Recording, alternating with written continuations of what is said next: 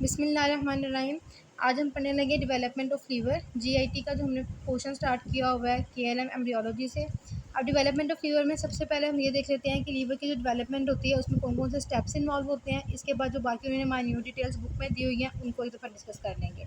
सबसे पहले तो हम ये समझ लेते हैं कि डायग्राम किस तरह से बनी हुई है। अभी तक हमने ड्यूडेनम की डेवलपमेंट तक पढ़ा है और वहाँ पे हमने देखा है कि जितने भी स्ट्रक्चर्स है वो सारे फोर गट से डेवलप हो रहे थे। ठीक है, हमने 3 पार्ट्स में डिवाइड किया था, फोर गट, मिड गट और हाइंड गट। अभी तक हम जितने स्ट्रक्चर्स पढ़े हैं वो सबके सब फोर गट से डेवलप हो रहे हैं। जो लीवर का पोर्शन है ये भी फोर गट से ही डेवलप होगा।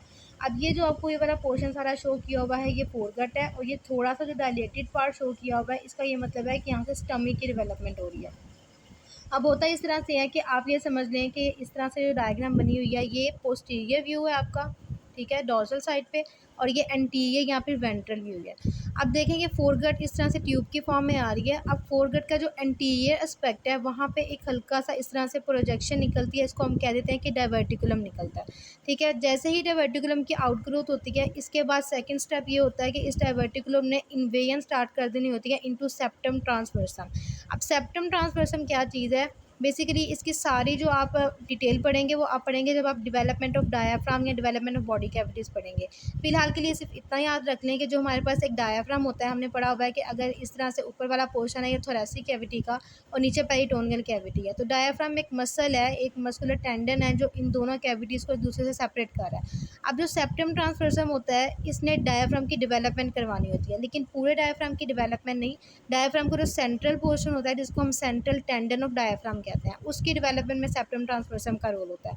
तो फिलहाल यहाँ तक आपने सिर्फ इतनी बात याद रखी है कि septum transversum is an embryological structure जिसने आगे जाके डायाफ्राम की डेवलपमेंट में कंट्रीब्यूट करना है, और ये ऊपर वाली जो थोरेसिक कैविटी है उसको नीचे वाली पेरिटोनियल कैविटी से सेपरेट कर रहा है। ठीक हो गया।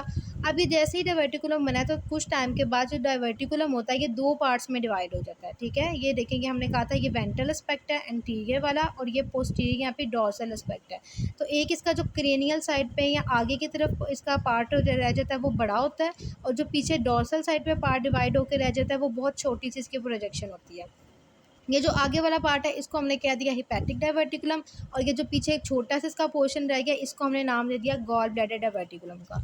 उसके बाद नेक्स्ट स्टेप ये होता है कि यही वाला जो हिपैटिक डायवर्टिकुलम था इसके अंदर हमारे पास एंडोडर्मल सेल्स होते हैं। एंडोडर्म से डेवलपमेंट हो रहा है ना लीवर, तो अब ये एंडोडर्मल सेल्स इस तरह से प्रोलिफरेट करना स्टार्ट कर देते हैं। ठीक है, और ये इस तरह से कोड्स बना लेते हैं। ये कोड्स लेटर ऑन जाके हमारे पास हिपैटिक कोड्स बन जाती हैं। अब ये इसका कुछ पोर्शन कौन सा था वहाँ पे तो प्रोलिफरेशन होके हिपैटिक कोड्स बन गई, बाकी जो माइन्यूट सा पीछे पोर्शन था ये रह गई एक डक्ट की फॉर्म, और इस डक्ट को हमने लीवर से रिलेटेड है तो इसी नाम से हमने कह दिया कि ये हिपैटिक डक्ट है। इसी तरह से जो पीछे डॉर्सल साइड पे हमारे पास प्रोजेक्शन आई थी या डायवर्टिकुलम आया था उसका कुछ पोर्शन जो था जो कह रहे हैं 50% या 80% पोर्शन था वो तो गॉल ब्लैडर बन गया। पीछे उसके भी छोटी सी प्रोजेक्शन रहेगी डक्ट की फॉर्म में, इसको हमने कह दिया सिस्टिक डक्ट। ठीक है, अब नेक्स्ट ये होता है कि यही सेल प्रोलिफरेट इस तरह करते जाते हैं और अल्टीमेटली हमारे पास लीवर की इस तरह से डेवलपमेंट कंप्लीट हो जाती है। इसके साथ जो डक्ट एसोसिएटेड थी हिपैटिक डक्ट वो इसी तरह से यहाँ पे रहेगी।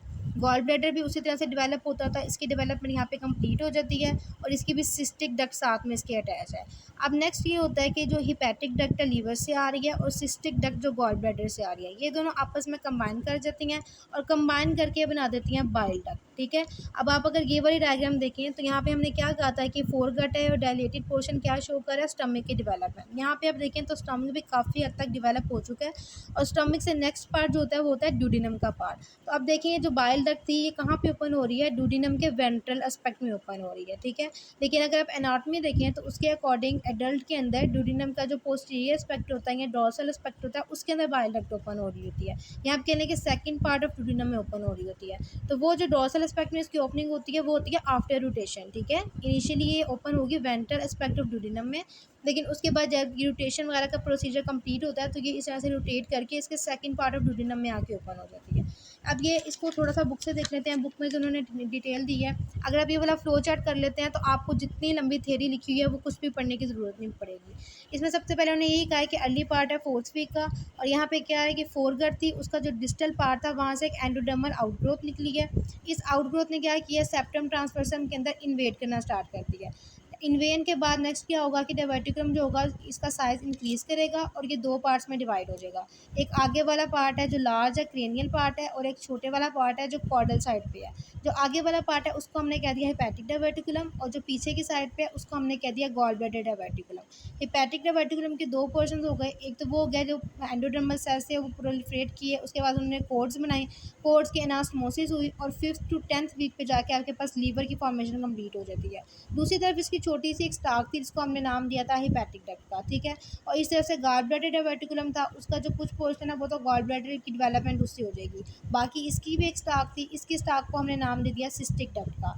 अब ये दोनों डक्ट्स आपस में कंबाइन करती हैं और बन जाती हैं बाइल डक्ट, और वेंट्रल पार्ट ऑफ ड्यूडेनम में ओपन होती हैं। लेकिन उसके बाद जब ड्यूटेशन होती है ड्यूडेनम की, तो उसके बाद ये डोर्सल एस्पेक्ट ऑफ ड्यूडेनम में ओपन हो जाती है। बाकी एक दो कुछ जो एमसीक्यू पॉइंट्स हैं वो हम यहाँ से देख लेते हैं। सेप्टम ट्रांसवर्सम मैंने आपको पहले ही बता दिया है कि सब कनेक्टिंग मेसोडर्म है बेसिकली, और इसने क्या करना होता है, डायाफ्राम की डेवलपमेंट में रोल प्ले करना होता है। और डायाफ्राम क्या करता है कि पेरिकार्डियल और पेरिटोनियल कैविटीज़ को एक दूसरे से सेपरेट करता है, ठीक है। पेरिकार्डियम हमारी चेस्ट कैविटी में है ना, तो चेस्ट कैविटी को या थोरेसिक कैविटी को पेरिटोनियल कैविटी से सेपरेट करता है। तो वो जो डायाफ्राम की डेवलपमेंट से पहले वहाँ पे सब कनेक्टिंग मेसोडर्म का एक मैस या स्ट्रक्चर प्रेजेंट होगा, उसको हमने कह दिया सेप्टम ट्रांसवर्सम। नेक्स्ट वो ये बात कर रहे हैं कि लीवर की जो डेवलपमेंट होती है उसकी फंक्शन सेगमेंटेशन होती है, वो डिपेंड कर रही होती है कि अम्लाइकस से लीवर तक ऑक्सीजन सैचुरेशन कितनी है, कितना ऑक्सीजनेटेड ब्लड वहाँ तक फ्लो करके जा रहा है। Next MCQ point of view से इंपॉर्टेंट है वो ये है कि 6 वीक में जाके लीवर के अंदर हेमेटोपोइसिस यानी कि ब्लड सेल फॉर्मेशन स्टार्ट होती है। और किस तरह से स्टार्ट होती है, डोर्सल अयोटा वो वाला पोर्शन होता है जहाँ से ये हेमेटोपोइटिक स्टेम सेल माइग्रेट करके लीवर में जाते हैं, और 6th वीक में जो हमारी हेमेटोपोइसिस होती है वो लीवर में होना स्टार्ट हो जाती है। 9th वीक पे जाके जितना भी आपके पास फीटस का टोटल वेट होता है उसका 10% पोर्शन जो होता है वो लीवर का वेट कंट्रीब्यूट कर रहा होता है। 12th वीक पे जाके बाइल की फॉर्मेशन होना स्टार्ट होती है, और मिकोनियम जो होते हैं वो होते हैं ग्रीन कलर फिशेज। ये 13th वीक पे प्रोड्यूस होना स्टार्ट होते हैं, और इनका ग्रीन कलर क्यों होता है, क्योंकि डोडिनम के अंदर जो बाइल डक्ट ओपन हो रही थी, अब देखिए 12th वीक पे बाइल की फॉर्मेशन होना स्टार्ट होगी ना, तो 13th वीक पे जो बाइल है वो डोडिनम के अंदर जाना स्टार्ट हो जाती है, और जब इंटेस्टाइन के अंदर वो एंटर होना स्टार्ट होती है तो फीसिस होते हैं, उनका कलर ग्रीन हो जाता है, इसको हम नाम दे देते हैं मिकोनियम का। एक पॉइंट आप और याद रख लें कि हमारे पास एक लिगामेंट होता है उसको कहते हैं फाल्सीफॉर्म लिगामेंट। फर्स्ट कर लें आपके पास इस तरह से लीवर है, तो लीवर के आगे इस तरह से लीवर है तो आगे की तरफ है ना ये सारी एंटीरियर एब्डोमिनल वॉल। लीवर इस तरह से हवा में तो नहीं ना पड़ा होगा, इसको हमने अटैच करवाना है किसी ना किसी चीज़ के साथ। तो जो एंटीरियर एब्डोमिनल वॉल है उसके साथ जो लीवर को एक लिगामेंट अटैच कर रहा होता है उसको हम कहते हैं फाल्सीफॉर्म लिगामेंट, ठीक है। ये है फाल्सीफॉर्म लिगामेंट, और ये जो फाल्सीफॉर्म लिगामेंट होता है इसके अंदर से बेसिकली अम्लाइकल वेन गुजर के जाती है ड्यूरिंग डेवलपमेंट, ठीक है। अम्लाइकस से जो लीवर तक हमारी अम्लाइकल वेन जा रही होती है सारा ब्लड लेके, वो इसी फाल्सीफॉर्म लिगामेंट के फ्री एज से गुजर के तो लीवर तक अपना ब्लड ट्रांसफ़र कर रही होती है।